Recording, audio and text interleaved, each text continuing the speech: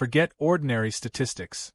These are the kind of numbers that practically scream that everything has changed dramatically. This week, Newsweek released polling and web traffic figures that fall into that category. Meghan Markle's approval rating in America, her home country, the market where her post-royal commercial identity was built, dropped 13 points across 2 quarters. And traffic to her as ever website has been slipping in almost every month since January, with U.S. visits nearly halving between December and April. Popularity ratings for Meghan Markle in her home country of America are absolutely damning. 13 points in 2 quarters. Nearly half of the American web traffic gone in 4 months, all within the only market where the brand currently operates.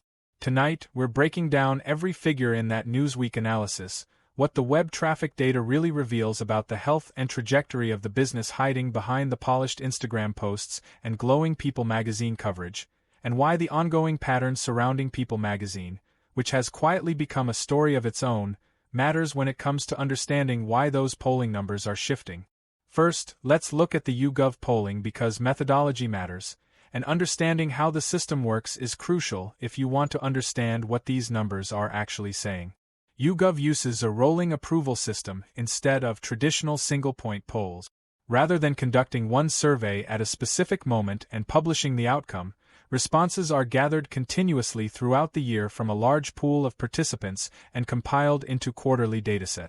That means the results reflect long-term accumulated public sentiment instead of a temporary reaction to a single headline that might suddenly push a number up or down before it settles. As polling methods go, it's considered a more stable and dependable way to measure how someone is truly performing in public opinion over time. That's exactly because it's designed to filter out the noise of isolated moments and reveal the underlying trend beneath all the drama. Like, the most recent headline says Meghan Markle's coastal kitchen has us eyeing rustic cake stands, floral plates, and more charming finds from $9.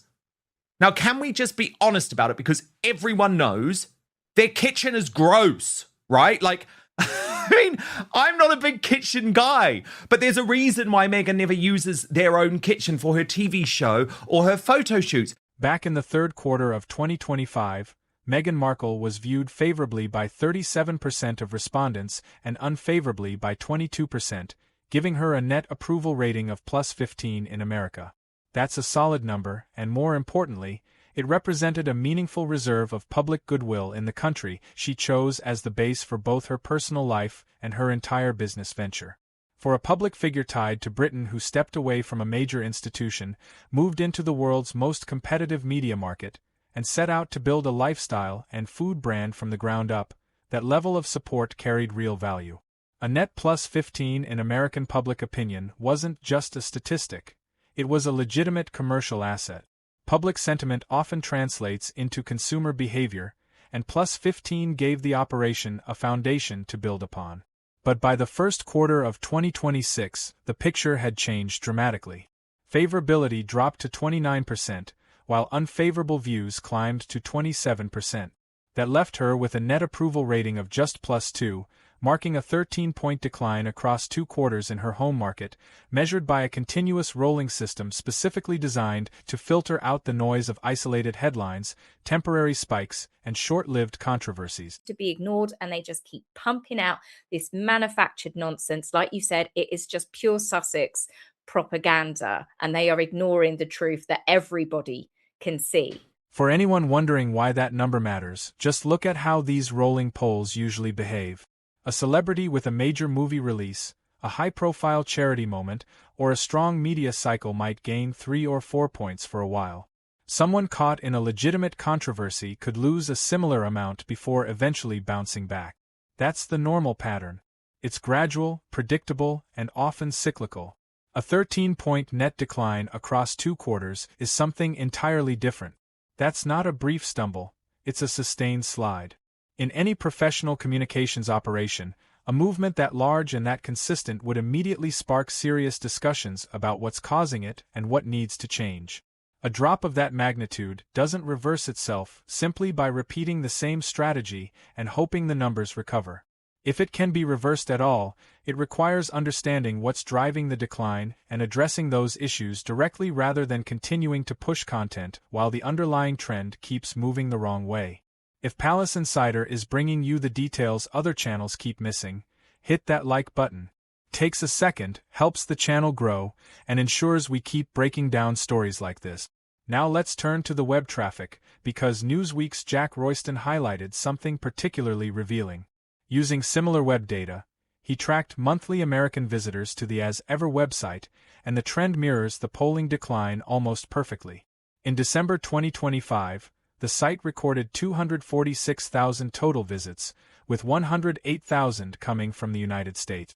And that American figure is the one that really matters because the United States remains the only market where As Ever currently ships its products. Like in the past, People magazine may have been able to say, oh, well, actually, the Brits don't like Meghan, but we have an audience that does like Meghan. Well, not if you look at the new figures that Jack Royston has revealed in Newsweek. The brand doesn't have international distribution. It doesn't have export certification for overseas markets. That means visits from Australia, the UK, Europe, or anywhere else are essentially curiosity click. People checking out the story, watching a product clip, or reading the latest brand update, but none of those visitors currently have a direct path to becoming customers. The number that truly matters is American traffic. And in December, that figure stood at 108,000. Then came January 2026. Total visits climbed to 268,000, which sounds impressive if you're only looking at the headline. But here's where things get interesting. US traffic actually dropped to 89,000. The overall increase happened because the website glitch that exposed warehouse inventory numbers sparked worldwide curiosity and attracted visitors from all over the globe. The traffic that couldn't generate revenue surged. The traffic that could generate revenue declined. The flashy headline and the commercially important reality were moving in completely opposite directions, and only one of them mattered to the business. February brought 213,000 total visits, with roughly 83,500 coming from the United States. Every major figure moved lower, including the global traffic that had temporarily inflated January's numbers. March offered a brief moment of hope. Total visits rose to 226,000, with approximately 94,000 from the US. It looked like the decline might finally be stabilizing. But even then, American traffic remained below January's level and still failed to break the 100,000 mark. Then came April, the month that erased any remaining uncertainty about where things were heading. Total visits fell to 178,000. American traffic dropped to just 61,500. That's a slide from 108,000 US visitors in December to 61,500 in April, representing roughly a 43% decline in the traffic that actually matters commercially. This wasn't a seasonal fluctuation or a one-off adjustment. It was a sustained downward trend that produced lower numbers almost every month, with March's brief rebound failing to hold. The figure never came close to returning to its December level. Put simply, whatever amount of sales 108,000 American monthly visitors might have generated in December is now being drawn from a pool of just 61,500. And that's before considering that most visitors never make a purchase. Many are simply browsing, comparing products, or arriving from social media out of curiosity rather than buying intent. The percentage that converts into actual customers is always much smaller than the visitor count. So a 43% traffic decline potentially impacts an even larger portion of the customer pipeline. If you're enjoying these deep dives, make sure you're subscribed to Palace Insider and tell us what you think in the comments. What does that April figure of 61,500 American visitors suggest about the future direction of the business? Now, before anyone jumps to conclusions, correlation is not causation. That's an important distinction. Jack Royston made that point clearly in his analysis, and it's a fair one. A decline in approval ratings and a decline in website traffic happening simultaneously doesn't automatically prove one caused the other. Both trends could simply reflect a broader shift in public interest. Maybe audiences are gradually moving on. Maybe changing attention levels are affecting both sentiment and consumer engagement at the same time. But the pattern itself deserves attention. The polling decline and the traffic decline aren't merely happening alongside each other by coincidence. They're moving in the same direction, within the same market, during the same 6-month period. A 13-point polling drop and a 43% decline in commercially relevant web traffic arrive together rather than separately. Two entirely different measurement systems, one tracking public opinion through YouGov and the other tracking consumer behavior through SimilarWeb, are pointing toward remarkably similar conclusions during the exact same timeframe. Whatever is driving the change, both systems appear to be detecting it simultaneously. That's the kind of overlap that makes a trend harder to dismiss as random noise. Naturally, the next question becomes, what happened during this period to produce both a 13-point approval decline and a 43% drop in American web traffic? The answer doesn't appear to be one single event. In fact, the Newsweek analysis doesn't identify a specific trigger, and that may be the most accurate conclusion. What emerges instead is a combination of developments occurring within a relatively short period. The Netflix partnership was restructured and effectively came to an end in March 2026, removing what many viewed as the brand's strongest corporate endorsement. Back in August 2025, Netflix's chief content officer publicly described as Ever products as consistently selling out at record speed while justifying an extension of the company's investment. That statement carried considerable weight in the American marketplace. Netflix isn't just another company, it's a globally recognized brand with substantial credibility. When a chief content officer publicly praises a brand's commercial performance, it's more than a celebrity endorsement. It's a signal about what a major corporation believes is worth backing. So when Netflix exited its equity position just 7 months later and reportedly distributed remaining products internally to employees rather than expanding traditional retail channels, many observers saw that endorsement disappear in a very public and visible way. Naturally, that raised questions about what may have changed between August and March. During that same period, the Archwell Foundation's financial troubles also became part of the public conversation. Reports included a California delinquency filing, 3 unanswered letters from Charity Watch, and a reported annual deficit of $3 million.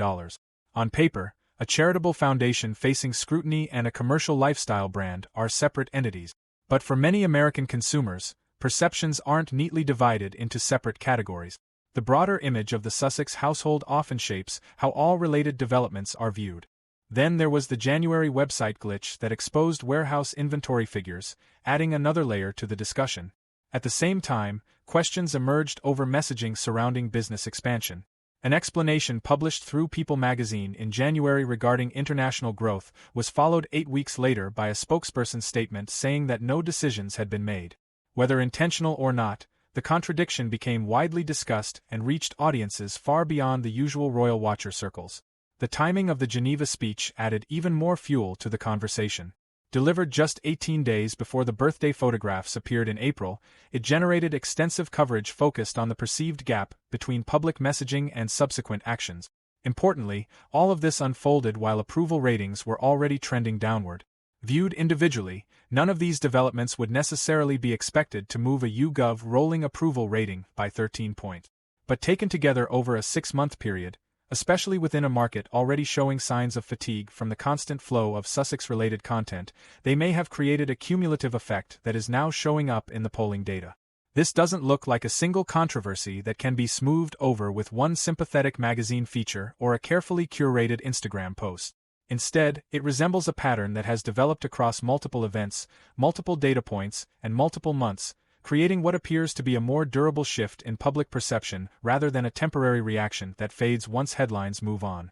Now let's talk about People magazine, because the relationship surrounding that coverage has become a story in its own right and may help explain why the polling trends are moving the way they are. The amount of attention People devoted to the Sussexes throughout 2026 has been remarkable by almost any journalistic standard. Not remarkable because of major breaking news, but because of the sheer consistency and frequency of the coverage. Traditional celebrity journalism usually revolves around significant interviews, major awards, substantial business launches, or notable public appearances. Yet much of this coverage centered on product releases, Instagram recaps, outfit breakdowns from single appearances, kitchen aesthetics, lifestyle snapshots, and family references pulled from promotional content. More than 100 articles reportedly appeared within the first months of 2026 alone, often built around a familiar collection of themes. The devoted mother, the loving wife, the visionary entrepreneur, the misunderstood public figure, the resilient success story. The framework rarely changed. The details shifted, but the narrative structure remained largely identical from one article to the next. One of the most discussed examples involved an article highlighting the appeal of Meghan Markle's coastal kitchen, pointing to specific accessories shown in cooking-related content as though readers were interested in recreating the look themselves. Critics noted that the kitchen shown had reportedly been part of a rented filming property rather than the Sussex family residence. The article nevertheless presented the setting as though it reflected her actual domestic environment. Whether intentional or not, moments like that have contributed to a growing perception among some observers that portions of the coverage function more as image management than traditional reporting. The pattern isn't necessarily found in any single article. Instead, it emerges when looking at the volume, consistency, and repetition across months of content. Supporters might argue that people simply respond to audience demand. Critics see something different.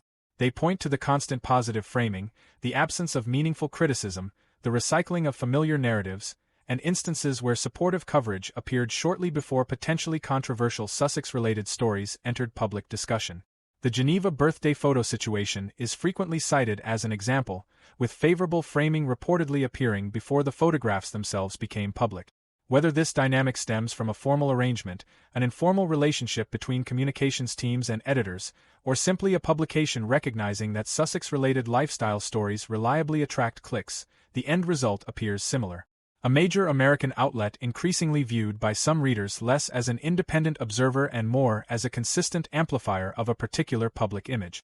And that's where the irony appears.